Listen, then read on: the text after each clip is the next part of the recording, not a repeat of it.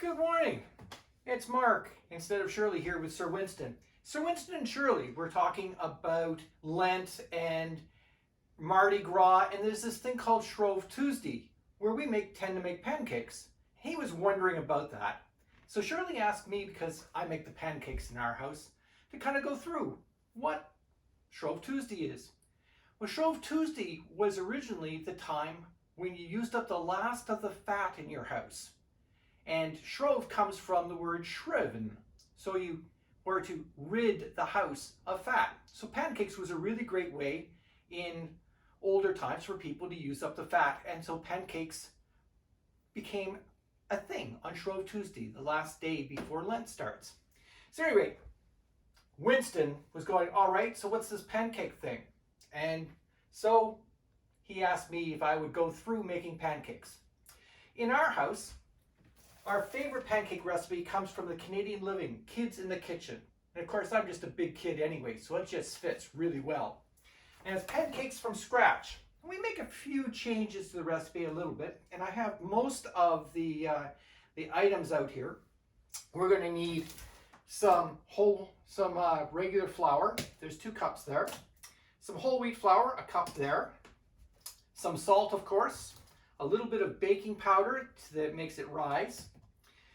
Some milk, 2 eggs, a bit of oil, because of course that's what we're using up. And in our house, we like vanilla. So we're going to put vanilla in it. And we also like cinnamon in our pancakes. So we're going to add some cinnamon.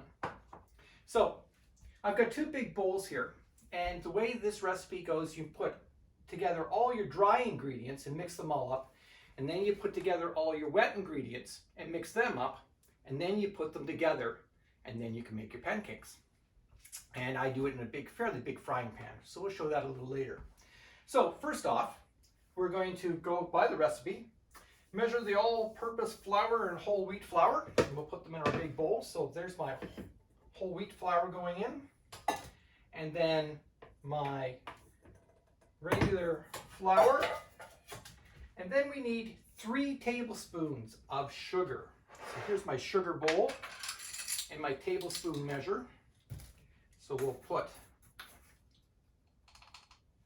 1, 2, 3 tablespoons of sugar in for our dry ingredients. Then we need 1.5 teaspoons of salt. So I get my teaspoon measure. 1, and then I'm lucky, I've got a 1/2 teaspoon measure, so I don't have to guess. And 1.5 teaspoons of salt.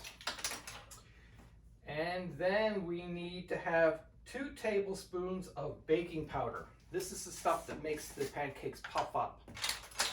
So we're going to put powder in. 1 and 2. As I said, we like to have cinnamon in our pancakes. So I'm going to put a tablespoon of cinnamon because we like cinnamon. And this makes a fair amount of pancakes. So I'm going to put that in as well. And then I use a fork, or you could use a whisk, to mix it all around so it all gets really well mixed up in the dry. And that's another nice thing about the cinnamon. When my dry mix is kind of all the same color, because all the cinnamon's been mixed in, then I know that everything else is mixed in as well. So it's kind of a little bit of a trick when I get that all mixed up. Now, we have to do the wet ingredients. We mix those up a little bit separately before we add them together. So that's going to be the milk, the oil, and the vanilla, and the eggs. So I'm going to put the eggs in first. 1. You have to be careful not to get the shells in because people don't like crunchy pancakes. And 2 eggs. And then we have 3 cups of milk, but I'm only going to put 1 cup of milk in first because I'm going to put the other things in and mix that all up well before I add the other 2 cups of milk. I just find that it's a lot easier to make sure that the eggs get beaten up and mixed if I put them in with only 1 cup of milk first. And then we're going to have 3 tablespoons of vegetable oil. Pretty important for Shrove Tuesday pancakes. And 3. And then the recipe calls for 1.5 teaspoons vanilla. But here's another place where I change things, because I really like the taste of vanilla. So I put a full tablespoon of vanilla in my pancakes. There we go. Get that all together. And then I mix it all up. And with only the 1 cup of milk in at this point, I can really make sure that my eggs get beaten up nice until it's kind of a bit frothy. It's getting a little bit frothy in the mix. When I've got that all mixed up nicely, now I can add the second and third cups of milk.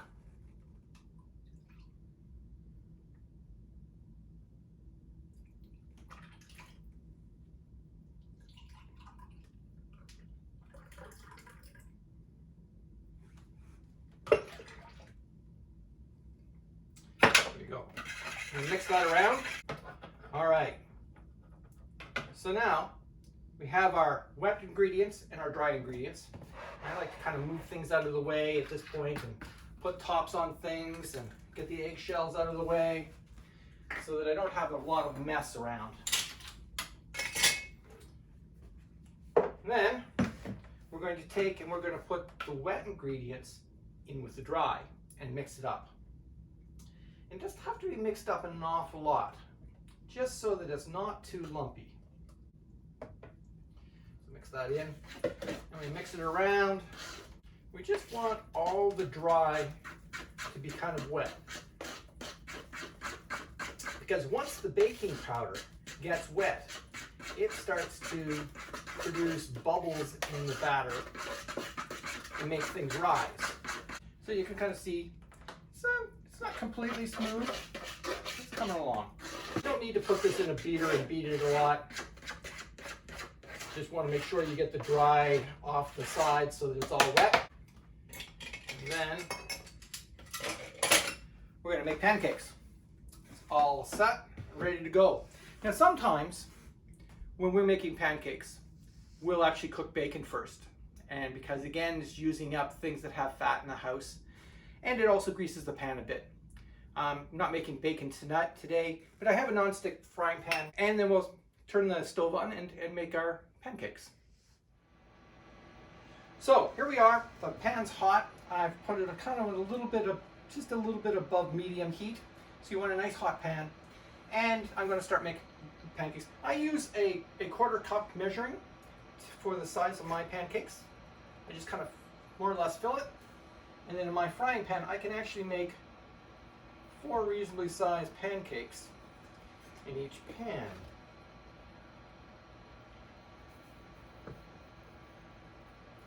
You might have noticed that when I was pouring the milk, I kind of ran out of milk in my milk jug, my last cup of milk. So while we were getting the pan hot, Sir Winston pointed that out to me. And indeed, as the baking powder started to activate, my dough wasn't quite runny enough, so I had added a little bit more milk.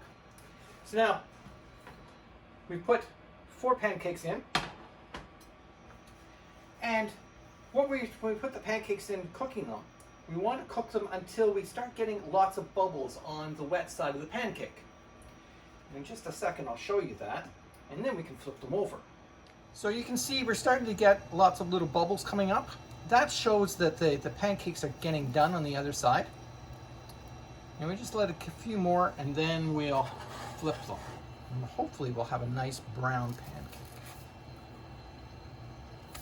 There we go.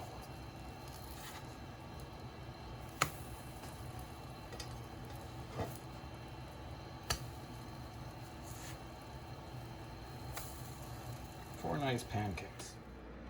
So pancakes are done. Flip them over to the other side. We see they're nice and brown on both sides. We tend to cook. This batch probably makes 30 some pancakes, and we tend to make enough for our meal, and then we'll package them up and put them in the freezer for other times we want them. Now, one of the things that Sir Winston wanted to do is he'd heard you could make bear paw pancakes. So I'm going to try to do that. I'm going to make a regular pancake with a little bit, and then I'm going to put a little drop, a little drop, a little drop, a little drop. Let's see if we can make a second one here. My paw. Put toe, toe, toe. There's going to be a 3-toed bear on that one. Now just start. So my bear paw pancakes are coming along. One of them looks a little deformed, but the other one looks pretty good. And I'm just waiting for them to bubble enough so I can flip them over. That one actually looks pretty good. There we go. What do you think of that? That's not a bad bear paw. And there's one bear paw. And there's our second bear paw. So we've finished making all our pancakes. You can see it makes quite a pile of them. And the recipe will be at the end of the video. So now perhaps Sir Winston will just say a short grace. O Lord, for what we're about to receive, make us truly thankful and ever mindful of the needs of others. Amen.